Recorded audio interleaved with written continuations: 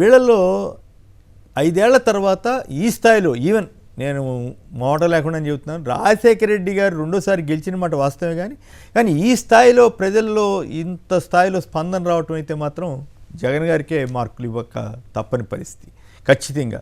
ఎందుకంటే ఎన్టీ రామారావు గారు 1989లో ఆయన ఈ ఎన్నికల ప్రచారానికి వెళితే మేడ్చల్ అనే చోట అసలు సభలో జనం లేరు, చాలా తక్కువ. అసలు ఎన్టీ రామారావు ఏంటి, జనం లేకపోవడం ఏంటి?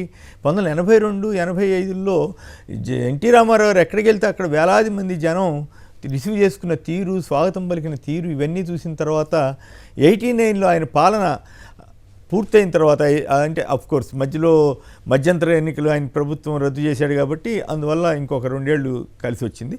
89లో పూర్తయిన తర్వాత పాలన ఒక టర్మ్ పూర్తయినట్టు లెక్క, లేదా 1.5 టర్మ్, ఒక టర్మ్ 2 ఏళ్ళు టర్మ్ పూర్తయిన తర్వాత జరిగిన ఎన్నికల్లో ఆయనకి ఎక్కడికి వెళ్ళినా అంత జనం రాలా. చివరికి కలవకుర్తిలో ఆయనే ఓడిపోవాల్సి వచ్చింది. సో ఆ పరిస్థితి ఆ రోజు చూసాం. కానీ ఇప్పుడు అలాగే ఈ మిగతా ముఖ్యమంత్రులకైతే పెద్దగా మనం ఎక్స్పెక్ట్ చేయక్కర్లేదు.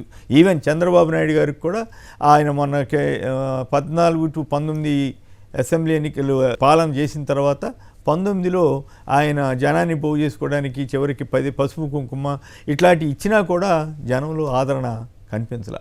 కానీ అదే జగన్ గారు వెళ్తుంటే రోడ్డమ్మట జనం ఎగబడుతున్న తీరు కానీ, స్వాగతం పలుకుతున్న తీరు కానీ, ఆదరిస్తున్న తీరు కానీ, ఇవన్నీ కూడా వేలాది మంది, ఈవెన్ పొద్దుటూరులో నాకు ఒక మిత్రుడు చెప్పిన దాని ప్రకారం కనీసం 2.5 లక్షలు 3 లక్షల మంది అక్కడికి వచ్చారట. చాలామంది సభకి లోపల ఖాళీ లేక బయట ఉండిపోయారట. సో ఒక సిద్ధం సభ, కొన్ని లక్షల మందితో పెట్టిన సిద్ధం సభ, ఒక పార్లమెంట్ నియోజకవర్గానికి పెట్టిన సిద్ధం సభ ఈ స్థాయిలో ఇన్ని లక్షల మంది హాజరవటమే కాదు, ముఖ్యంగా మీరు గమనించండి, చంద్రబాబు గారి స్పీచ్ ఇస్తున్నప్పుడు వాళ్ళంతా ఇట్లా వింటూ ఉంటారు. ఆయన చెప్పే అబద్ధాల, సబద్ధాల, నిజాల, బూతుల, దోషంలా ఇవన్నీ పక్కన పెడితే ఆయన చెప్పేదాన్ని ఏదో ఉసూరుమన్నట్టు, ఎందుకు వచ్చామరా అన్నట్టు కొంతమంది రెస్పాండ్ అవుతారు. బట్ ఇక్కడ జగన్ గారి స్పీచ్ ఇస్తుంటే ప్రతి క్షణం స్పందించడం, ఇక్కడ జగన్ గారి స్పీచ్లో ఆత్మవిశ్వాసం తొణికిసలాడుతుంది. అదే చంద్రబాబు గారి స్పీచ్లో అపనమ్మకం, ఏమవుతుందో అనే భయం. ఆయన జగన్ గారు ఒక సమగ్రమైనటువంటి స్పీచ్ ఇచ్చారంటే ఆశ్చర్యం కాదు. సమగ్రమైన స్పీచ్ అని ఎందుకు చెప్తున్నానంటే, తన 5 ఏళ్ల పాలనలో ఏమేం చేసింది సంక్షిప్తంగా చెప్పారు. నిజానికి ఇంకా కొన్ని చెప్పలేకపోయారు, టైం లేకపోతే ఇంకా అన్నీ రాసుకోకో ఏమో.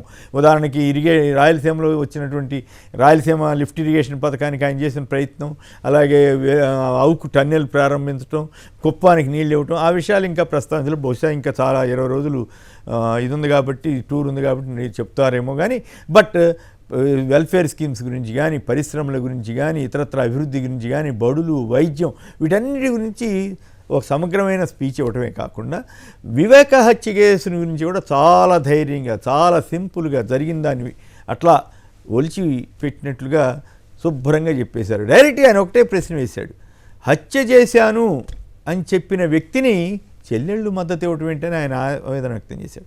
చంద్రబాబు గారు వీళ్ళంతా కూడా ఎట్లా అటువంటి వ్యక్తులకి మద్దతు ఇస్తున్నారు, ఎవరి కోసం చెల్లెళ్ళు మారారని ఎంత ధైర్యంగా చెప్పాడంటే, అది విన్న ఎవరికైనా సరే ఈయన వాస్తవం చెప్పాడా లేదని తేలిగ్గా అర్థమైపోయింది. ఖచ్చితంగా ఎవరైనా కాస్త మామూలుగా నిష్పక్షపాతంగా ఆలోచించే వాళ్ళు ఎవరైనా సరే జగన్ గారు పచ్చి నిజాలు చెప్తే, మరోవైపు చంద్రబాబు నాయుడు గారు అది నిజమో అబద్ధమో ఆయనకే తెలియనంత రీతిలో ఆయన మాట్లాడినట్లు మనకు అర్థమవుతుంది. డైరెక్ట్గా చంద్రబాబు నాయుడు గారు కడప ఎంపీ మీద డైరెక్ట్ ఆరోపణ, ఆయనే చేసినట్టుగా ఆరోపణ చేయటువంటి దుర్మార్గం కదా. ఒక పక్క సిబిఐ ఆల్రెడీ కొంతమందిని అరెస్ట్ చేసింది, కొంతమంది మీద కేసులు పెట్టింది, కొంతమంది మరి అసలు హత్య చేశానే బెయిల్ ఇప్పించింది ఎవరు, మరి ఆయన్ని వివేకాన్ని ఓడించింది ఎవరు, టీడీపీ వాళ్ళే కదా ఎమ్మెల్సీ ఎన్నికల్లో. ఇప్పుడు వాళ్ళతోటి చెల్లెళ్ళు కుటుంబ సభ్యులు కలిసి మద్దతు ఇవ్వటం ఏంటి? చంద్రబాబు గారికి వాళ్ళకి వత్తాసు పలకటం ఏంటి, అన్నీ ఆయన చాలా ఓపెన్గా చెప్పారు. అలాగే డ్రగ్స్ కేసు గురించి కూడా జగన్ గారు చాలా స్పష్టంగా చెప్పారు. ముందస్తుగానే సమాచారం తీసుకుని ఎదుటి వాళ్ళ మీద బురదేసే ప్రయత్నం గురించి కూడా చాలా విడమర్చి చెప్పారు.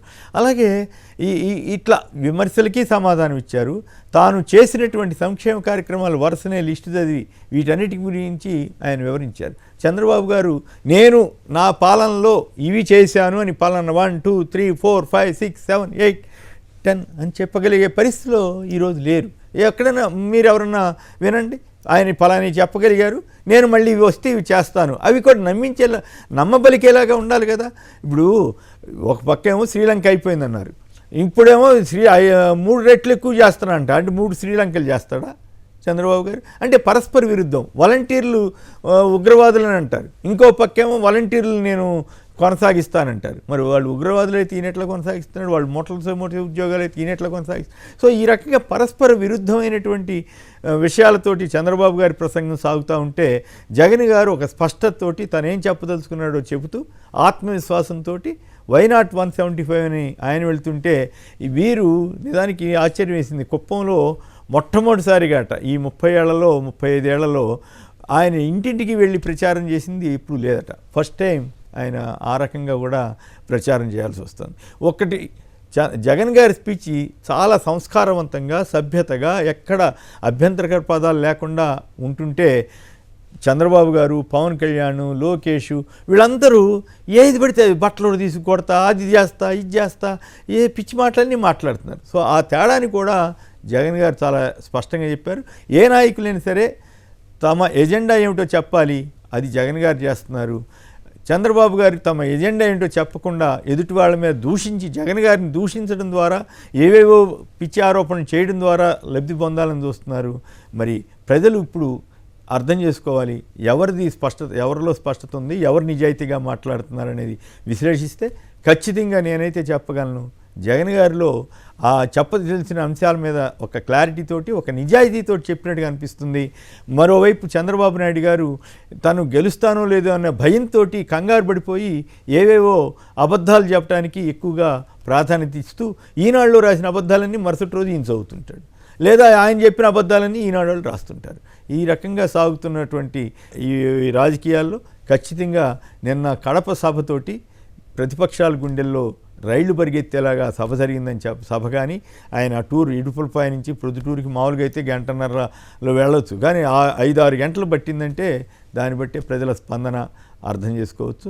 ఇక్కడేమో స్వచ్ఛందంగా స్పందిస్తుంటే అక్కడేమో బలవంతంగా స్పందించినట్లుగా, బలవంతంగా అడిగి చప్పట్లు కొట్టినట్లుగా కనపడతా ఉంది. సో ఈ నేపథ్యంలో జగన్ గారు ఖచ్చితంగా ప్రజాదరణ చూరగొన్న ముఖ్యమంత్రిగా ఘన విజయం సాధించడానికి అన్ని అవకాశాలు కనపడుతున్నాయని చెప్పాలి.